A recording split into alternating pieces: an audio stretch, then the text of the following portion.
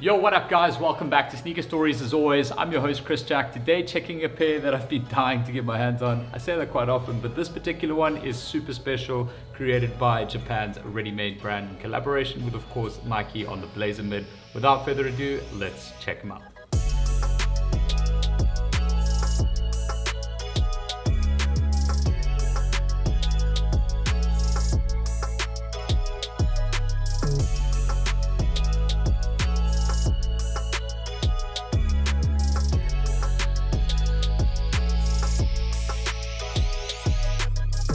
Alright, so the Blazer Mid in partnership or at least collaboration with Japanese fashion label or upcycled clothing label created by Yuta Hosokawa from Japan, of course.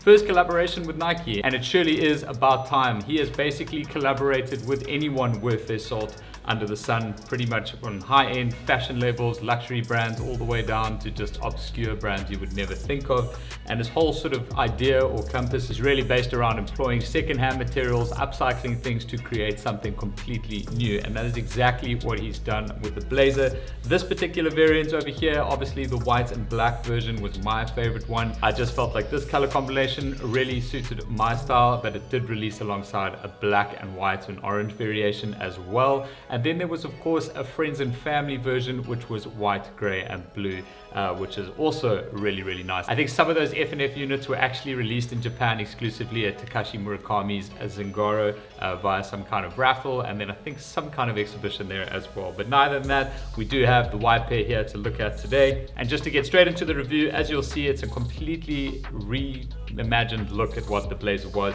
The shoe's about 45 years old now, the Nike Blazer. It's seen a whole bunch of reiterations, but never really anything this dramatic when it comes to the material makeup and just design changes on the shoe. One thing I really thought about this shoe, having seen the photos of, I wasn't quite sure what midsole material they were using in here. It did look like it could be something like React foam. Sadly, it's not. It's actually just a standard foam that Nike's used here, but where the sort of regrind comes in is just underneath in the midsole outsole combination, where they've used up to 15% of Nike regrind materials. For those of you that don't know what that is, that's basically just loose scraps that were picked up in the factory floor, basically grinded up into what they call a Nike grind or regrind, and then used as a material, at least 15% of it, in the new products that they're creating. So ultimately just less product ending up in wastelands, more back into the shoes that we buy brand new. Now from a coloration perspective, it is kind of a translucent gray color that you're getting underneath the shoe, and that's obviously highlighted with all these different little spots of material color that are brought through in that process. But when you move up into the midsole of the shoe, and now this is what I said I thought would be just something a little bit softer, because the texture that is present in the midsole is kind of like a flowy, cloudy look that they've given it, just from an aesthetical point of view. But it is, as mentioned, just standard foam, so it is quite hard, as some of you guys who own Blazers will know that outsole or midsole combination, at least the wrap around it, is quite a hard substrate. Now moving into the upper of the shoe, one of the most standout features on this one for me was the redesigned Nike swoosh. This is absolutely crazy. It does pay homage to the 1971 Nike logo. It's also kind of semi-stitched in, so you can lift it up here a little bit towards the bottom, and then the same on the sort of medial side here. So it's like this really sort of oversized vibe, but it's so different for me that it was a shoe that I just had to get. Like, you won't see other shoes like this, especially with a redesigned Nike swoosh, as far as this one has gone. Now the panel over here kind of has a rubberized texture to it, at least on the exterior of it, but it is kind of this little standalone piece of material which kind of covers the exterior of the shoe, if that makes any sense.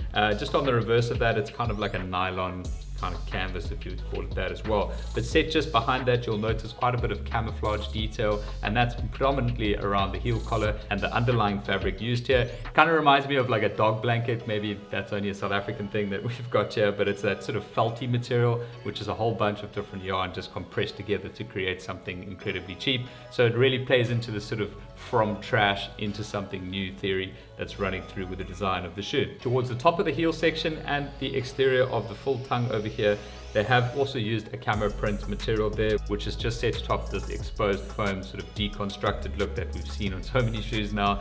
But that's also coated with this thin, very, very thin sort of monofilament mesh, just to give it a little bit more coloration, maybe depth in terms of how it reflects light on the shoe. It looks really, really nice in person and just ties that entire sort of deconstructed, reconstructed look together. Now, from a lacing perspective, these are absolutely wild. You've got black laces, you've got a mix of white and gray laces, so a dual lace system running all the way up the top of the tongue, and then set just over that, you've got these beautiful rubberized ends, which basically act as a link to the black laces, which stop midway up the shoe, and these are just done on these sort of orange bungee cords. So you could like probably pull those somewhere if you were to do like that, just to basically make them a little bit more tighter, but it's not really going to be doing much functional work for you there. It might just add another sort of like compression to the top of your foot when you're wearing these. Towards the top of the tongue here, you've got the Nike logo done in red on a white tab, and then you just got the letters RE there. I don't know if that actually stands for Readymade or recycled or repurposed or whatever, but either way, it's definitely pointing at something that's got to do with the reconstruction of the shoe. And then swinging to the heel section of the shoe, you do have this black nylon pull tab, which has been stitched in there, ties in really nicely with that swoosh, which basically wraps all the way around the medial to the lateral side of the shoe. And then in the heel section over here, I don't know if you guys have ever had hands on the Air Jordan 1 off-white pairs, which have this kind of like hardened interior material, which they use to give structure to the heel section of the shoe. And on those particular pairs, they just hardened it with resin. This is kind of a similar thing. It's kind of an exposed, like kind of structural material, but it's not covered with anything. It's just got the Readymade logo with the 3 sort of recycled swooshes done in that graphic there too. Now, before I forget, if you do want to add any more orange color to the shoe, they also provide you with a second set of laces, which are orange. So that would pretty much go, I think, throughout the entire shoe if you wanted to pull all of that out, or you could probably start lacing it from where the gray section is upwards. I haven't actually tested this out yet, but they look like pretty long laces, so I would imagine that would basically take all of the lace holes that are available in the shoe if you just want to change it up for some more color. Now, before I get to sizing, pricing, and availability and all of that, I just want to show you this awesome custom box that they've done here in collaboration with Readymade. So this is based on a trash can, or like a trash bin, I guess.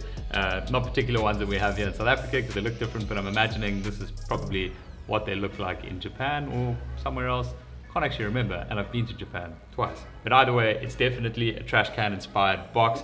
You do have some graffiti elements to it. It's got no public use in it with a notice label over there on the back, or the front side of it over here. The top of it's just got the Nike swoosh logo, of course. And then inside, the paper used here is really nice as well. It's basically just a landfill, which is quite cool. Basically just a whole bunch of like plastic and like trash materials, just playing into this entire like from trash to brand new theory that's happened with this pair. Now, these did release on the 27th of February, and pretty much globally. We only had them here in South Africa available on the sneakers, and as we know, no one got this particular pair. Came from Dover Street Market in the UK, so shout out Marco for hooking me up for this pair. It is a UK 8.5, which is a half size down from my true to size, and I can say that they do actually fit me pretty well. Now, I need to say this, that I do get away with taking a half size down in a lot of Nike product, even so much so on Air Max 1s and things like that. It's not always the case.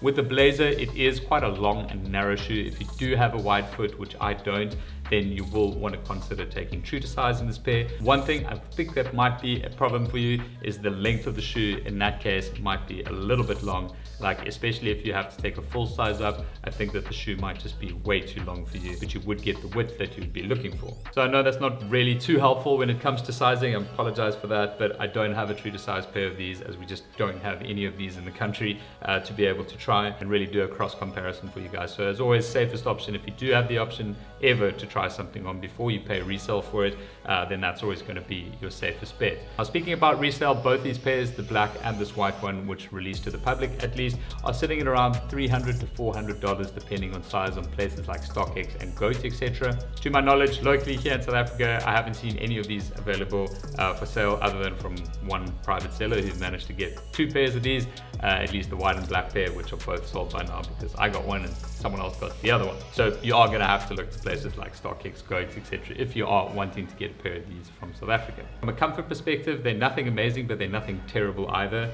That's at least in my opinion. I absolutely love this kind of shoe for winter. I cannot wait to put these on feet properly. It's actually a nice wintry day, so that's inspired me to basically get this review done so I can finally put them on my feet. But if you guys do have any further questions on the Readymade Blazer Mid or anything else you might have seen here on Sneaker Stories, please drop it in the comment section below. I'll do my best to get back to you as soon as possible. But that is all for this review today. If you have enjoyed it, found it helpful or interesting at least, please do me the favor, give the video a thumbs up. Don't forget to subscribe right here for more content and other reviews and unboxings down the line. But that is all from me for today, guys. I'll catch you on the next one.